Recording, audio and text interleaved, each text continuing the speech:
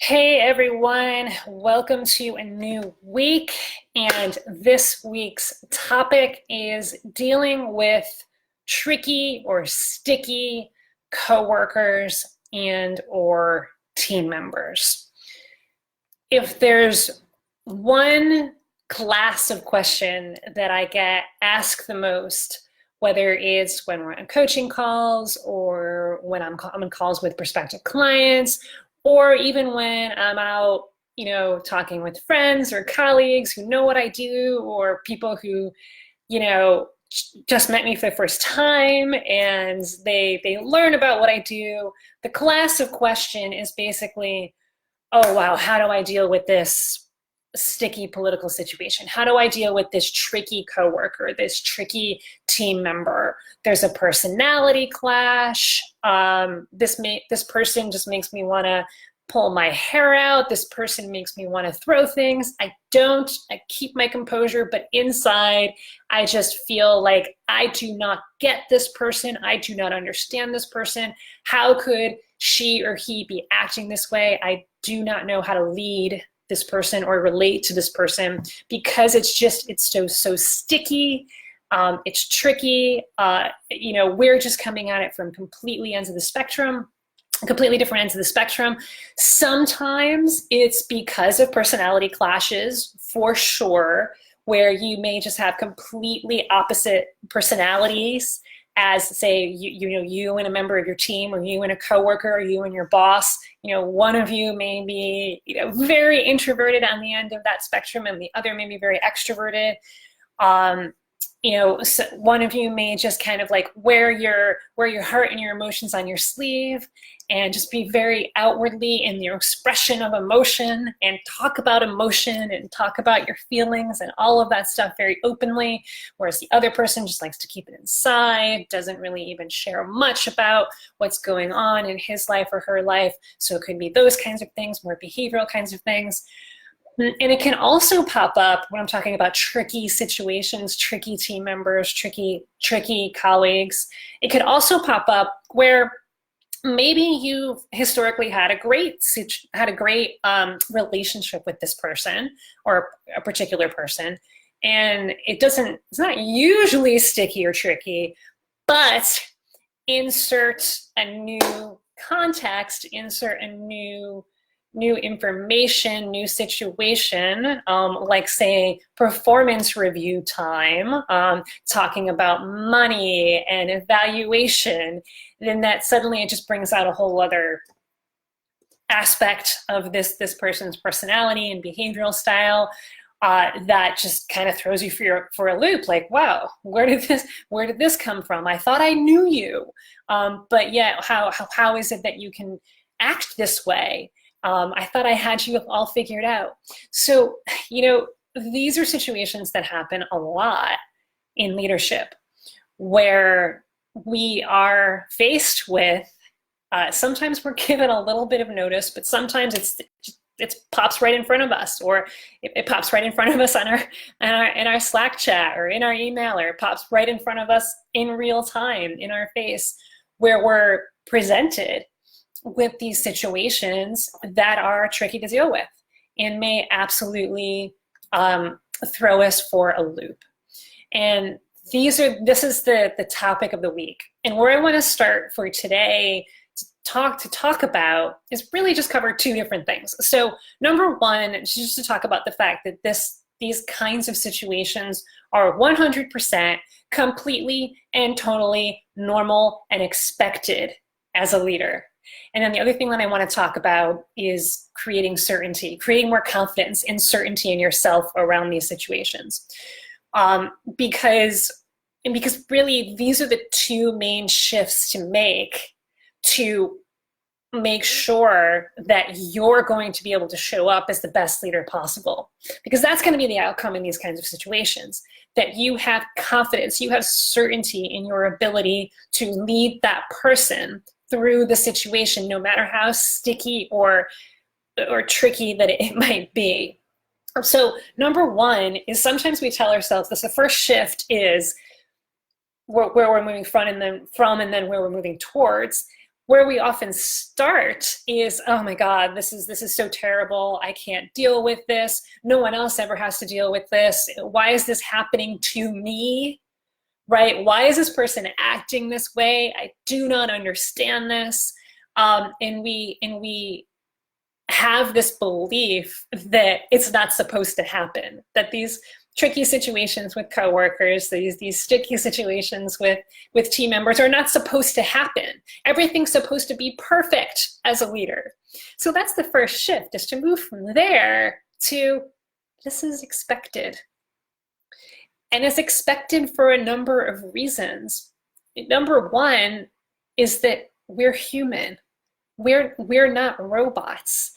Humans have needs and personalities and behaviors, and we change our minds. We're not simple, we're complex. And put a whole bunch of complex humans with a whole bunch of different values and needs and personalities and stuff going on in their lives in one arena, whether it be a Slack team, a virtual arena, or an actual arena, let's call it the office, in a cubicleville, and you're going to get chaos. You're going to get chaos. That's a lot of what leadership is adding a bit of control to that inherent chaos.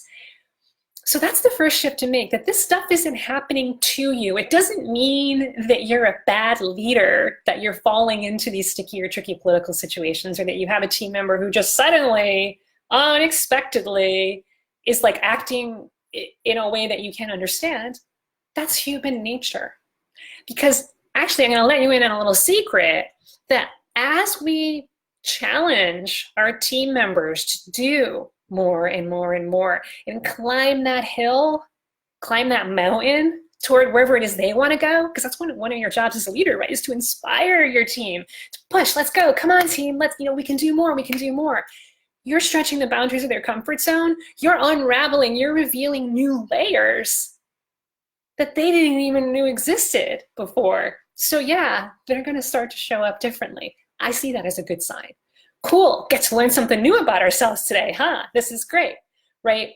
So make that shift. That's the first one.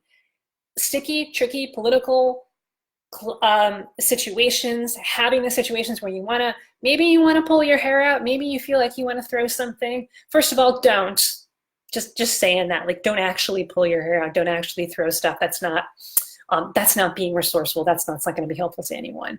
But really, just to make the shift from this is happening to me and why me to this is expected. This is expected as I become a better leader. That's number one. The second piece of it is what people are usually really asking. There's always some more nuances involved in it. But one of the main things that people are often really asking when they ask the question, how do I deal with tricky team members? How do I deal with coworkers who I just don't get them? Or how do I deal with coworkers who are being rude to me? Or how do I deal with a boss who is just completely ignoring me? Or whatever. They all are under the same umbrella of how do I deal with people? How do I deal with humans when I do not understand them? And really what this is about is bringing certainty, bringing your own certainty and bringing your own confidence to any situation that is going to present itself to you as a leader, to find that confidence, to find that certainty. It is there. So that's the second shift. Going from, I gotta find the confidence. I gotta find, it's here somewhere. I don't know. I think I need to really do some more digging and do some more research. And maybe I need to go ask like 10 million more questions in order to actually start to, build that confidence, actually find the confidence. No, actually, it's much more simple than that. Your internal certainty, your internal confidence is there. It's there. It's simply a matter of tapping into it, especially in those situations that can get sticky or tricky or challenging.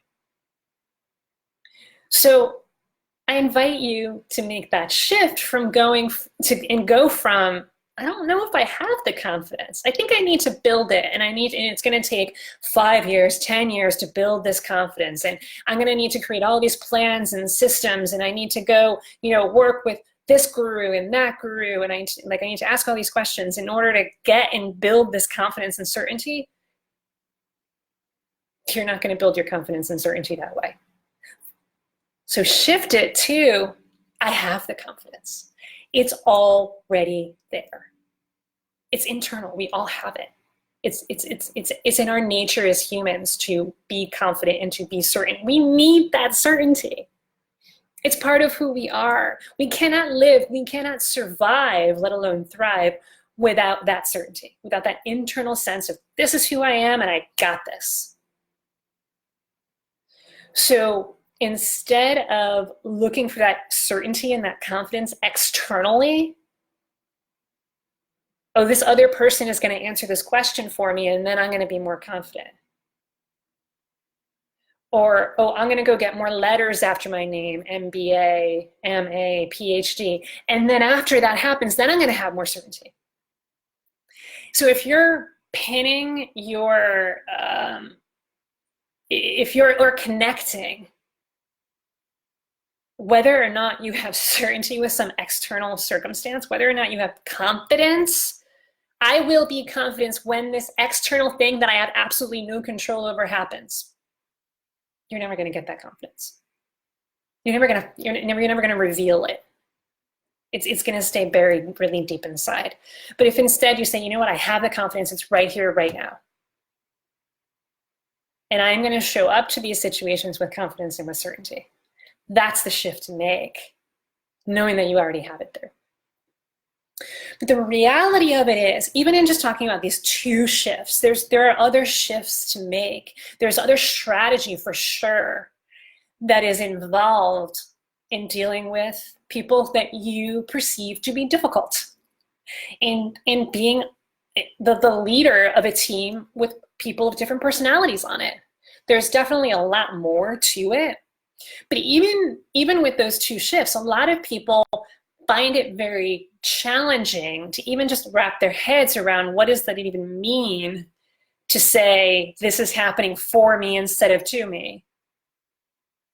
Like, that's a major breakthrough for some people. Guess what? Your life is happening for you and not to you. That's a major breakthrough that for most people, you have to hear it 10, 20, 30 times until you really, really get it. And then the question becomes, how do I apply this in my life now that I've made this breakthrough? And then the other distinction, the other breakthrough is I already have the certainty. I don't need to find it.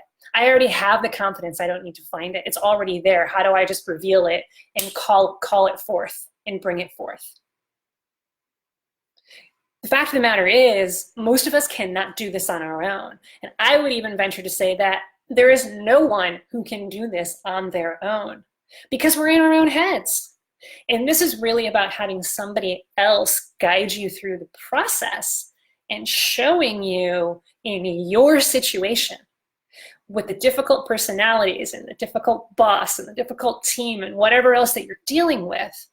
How do you just start to unravel the layers and peel back the layers so that you can find that internal certainty, so that you can see how everything that your team is doing, it's for you.